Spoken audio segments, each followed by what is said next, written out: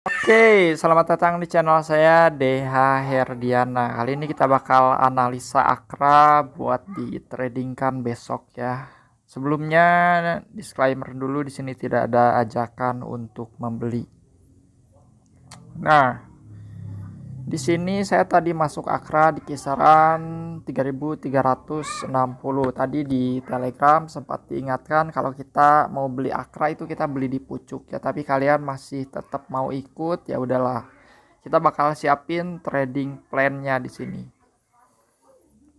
Nah, di sini alasan kenapa saya memilih Akra. Yang pertama, kita lihat di sini dia bergerak di atas MA 21 dan 34, dan tentunya di sini moving average-nya menuju cross ke atas. Jadi MA 21-nya memang masih di bawah, tapi ini sudah mulai akan cross ke atas. Itu pertanda bagus.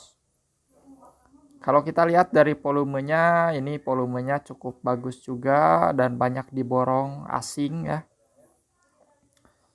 Nah, kita hilangin dulu di sini.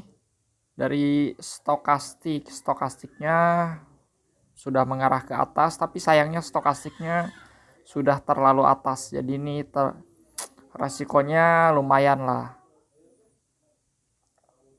Nah, yang buat saya beli Akra itu kita tarik garis dulu di sini karena dia sudah breakout line downtrendnya ya, atau bearishnya. Ini bukan berarti bearish secara keseluruhan, tapi dalam candle ini sebenarnya asalnya ini berada dalam candle yang bearish menurun ke bawah. Tapi hari ini dia sudah breakout dari pola bearishnya dan menuju bullish. Bentar.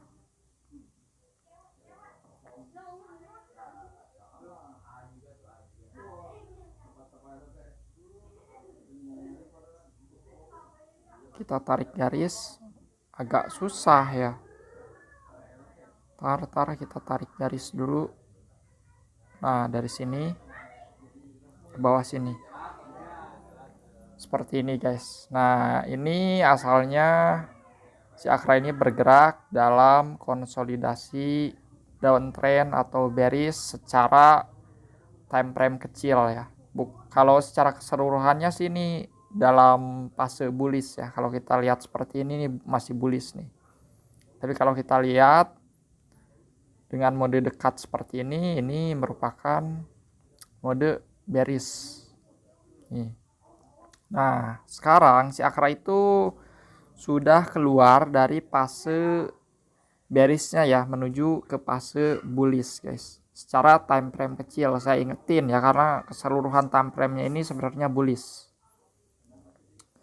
Nah, kalau kita lihat candle hari ini sudah melewati line yang saya tarik dari kisaran sini nih. Dari sini sampai sini saya tarik. Terus saya tarik swing low yang ada di sini ke sini sampai sini. Nah, seperti ini. Jadi ini berkesempatan ketika dia bisa break line yang ada di sini, berarti dia berkesempatan untuk naik lebih tinggi lagi guys. Seperti itu. Dia bakal buat channel line baru. Dari sini dia bisa mulai merangkak ke atas. Nah, kita pakai ini dulu ya. Kita lihat dari mingguannya. Nah, kita lihat dari mingguannya dia sudah break cukup bagus. Di sini kita lihat stokastik mingguannya ini bagus banget nih untuk minggu ini. Stokastiknya sudah mulai crossing ke atas ya. Itu yang buat saya memutuskan buat beli Akra di pucuk karena dia sudah breakout line bearishnya. Nah, kalau kita lihat seperti ini merupakan resisten pantulan kuatnya. Jadi setiap dia mantul di kisaran sini, dia bisa diterbangin lumayan cukup tinggi guys. Nah, kita ambil situ, kita ambil lagi sini. Nah, seperti ini. Ini merupakan resisten kuatnya. Jadi seperti yang kita lihat, setiap dia nginjek resisten sini, dia langsung dilontarin ke atas guys.